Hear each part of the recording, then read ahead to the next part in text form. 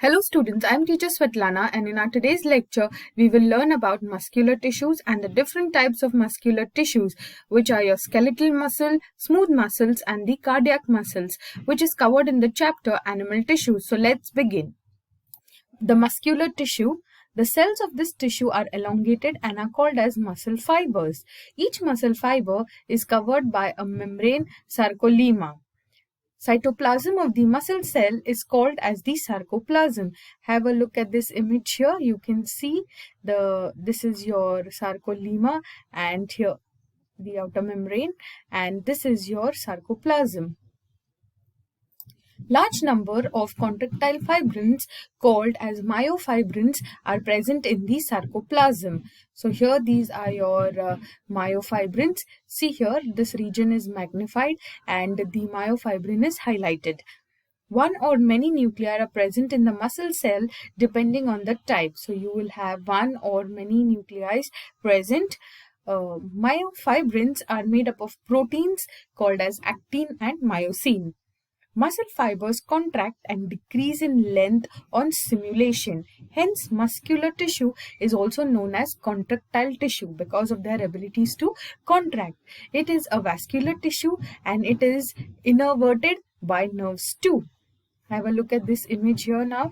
You can see this magnified part is further zoomed for you so that you can have a closer look of the different components here. This is your myofibrins that are present, and you have these tissues that are there. Vascular tissues also are intervene in this. Now these muscle cells contain large number of mitochondria. You can see here large number of mitochondria are present. These provide energy, as a lot of energy is required by your muscle cells. Then you have your myofibrins, which are composed of thick and thin filaments and many sarcomeres. Now students, let us have a look at the type of the muscular tissues. The first one is your skeletal muscles. These muscles are found attached to the bones. Skeletal muscle consists of large number of fasciculi which are wrapped by connective tissue sheath called as epimysium or fascia.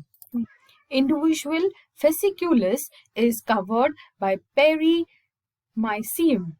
Each fasciculus is in turn consists of many muscle fibers called as myofibrins. Have a look at this image here. You can see these are your skeletal muscles.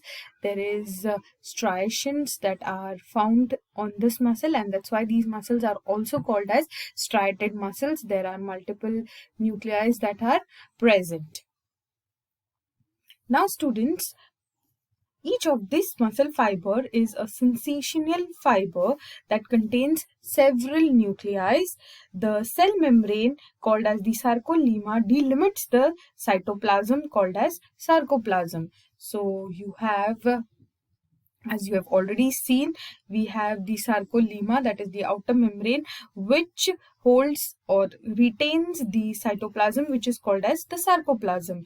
The sarcoplasm contains large number of parallelly arranged myofibrins. Hence, the nuclei get shifted to the periphery.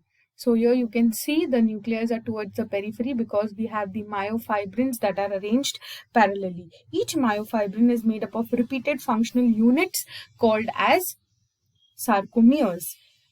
Now here you can see your myofibrins in this figure, and it has these repeated units. This repeated units are highlighted. Now this unit is called as the sarcomeres. Each sarcomere has a dark band called as A band in the center. In the center of A band is a light area called as H zone or the Hensen's zone. In the center of H zone there is an M line. So here you can see here the H zone, and then we can see the M line that is present. These are the A bands that are present. The A bands are made up of myosin as well as actin. On the other side, on the either sides of A band, a light band called as isotropic or I bands that contain only actin. So here you have this eye band which has only actin in it. Myosin are thick and dark colored, while actin fibers are thin and light colored, and hence they appear as dark and light bands. Adjacent light bands are separated by Z lines. This here you can see is the Z disc, which is separating two adjacent light bands. Dark and light bands on neighboring myofibrins correspond with each other, hence the muscle gets striated appearance. So at every corresponding microfibrins, these regions of the dark and the light band, they correspond to one another, and hence you can see a dark region and then a light region, which gives the appearance of striations to this muscle. Skeletal muscles show quick and strong voluntary contractions. They bring about voluntary movements of the body. You will study about the working of the skeletal muscle in the chapter Movement and Locomotion. In the skeletal muscle, students, we also have the red and white muscles. On the basis of the amount of the red pigments, skeletal muscles are of two main types, the red and white. Red muscle contains very high amount of myoglobin, while the white muscle contains very low amount of this pigment. Have a look at this image here. You can see the difference. Myoglobin is an iron containing red colored pigments which is found only in muscles. So now here you can see iron containing red color pigment. You can see more amount of cells which have this red pigment as compared to the ones present in the white fibers. The number of this myoglobin containing cells is very low. It consists of one heme and one polypeptide chain. It can carry one molecule of oxygen. Due to presence of myoglobin, the muscles can obtain their oxygen from two sources, that is myoglobin as well as the hemoglobin. So since there are more of this red pigment containing cell, these muscles appear red in color, whereas the white muscles do not have many cells containing these red pigment, and hence it appears white in color. Then we have the next type of our muscular tissue, which is smooth or non-striated muscles. These muscles are present in the form of sheaths or layers. Each muscle cell is spindle-shaped or fusiform. Fusiform means it is broad in the center and it tapers towards the end, just like the shape of a radish. The fiber are unbranched, having single nucleus at the center. Sarcoplasm contains myofibrins. Myofibrins are made up of contractile proteins, actin and myosin. Smooth muscle contains less myosin and more actin as compared to your skeletal muscles. These striations are absent. These muscles undergo slow and sustained involuntary contraction. So this here you can see is the structure of the muscle. This is the muscle fiber. We have the nucleus, and you will note no striations are present. They are innervated by the autonomous nervous system. These are found in the walls of visceral organs and the blood vessels, and hence they are also called as visceral muscles. They may be arranged lengthwise, that is longitudinal muscle, or around the circumference, circular muscles of any organ. So these are involved with involuntary movement. So the point to remember here is your striated muscles are involved with voluntary movements and the non-striated muscles are involved with involuntary movement. Now students, let us have a look at the third type of a muscular tissue, which is the cardiac muscles. Muscles of this tissue show characters of both the striated and the non-striated fibers.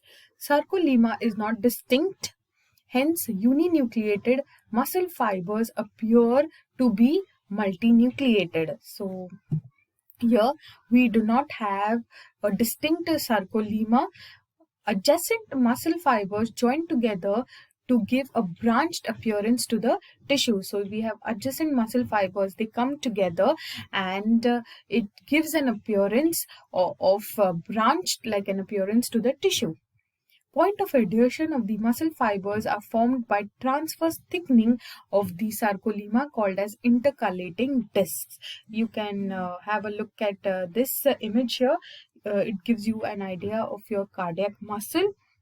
and this one of this region is just magnified further here. You can see here these are your muscle fibers, and in between they are joined together by a region called as the intercalating disc. These junctions at places allow cardiac muscle to contract as a unit, that is, it helps in quick transfer of the stimulus. The cardiac muscles are striated involuntary muscles. So there is an appearance of these striations, can you see? But at the same time, they are involuntary in nature. So they show characteristics of both the type of muscles that we have seen earlier. Some mammalian cardiac muscles are modified and are capable of generating impulse on their own. Hence, mammalian heart is a myogenic heart. Myogenic means the stimulus for the contraction of the heart is generated by the heart muscle itself. In some animals, the cardiac muscles need neural stimulus to initiate the contraction. Such a heart is called as neurogenic heart. Cardiac muscle forms myocardium of the heart walls. So the myocardium, that is the heart walls, are formed of the cardiac muscles which help in the rhythmic contraction and relaxation of your heart. Again, you can see here this is your heart and a small section is taken out and it is magnified. You can see there are mitochondria which is present to give energy. You have nucleus. The myofibrins are present here with the intercalating discs to hold the adjacent fibers together and intact. As well as in the lower diagrams, these striations can be easily observed. So this is your cardiac muscle, which is specifically present only in the heart wall. Thank you, students, for participating in this lecture. See you soon again with the next topic. Till then, take care, be safe, and keep learning.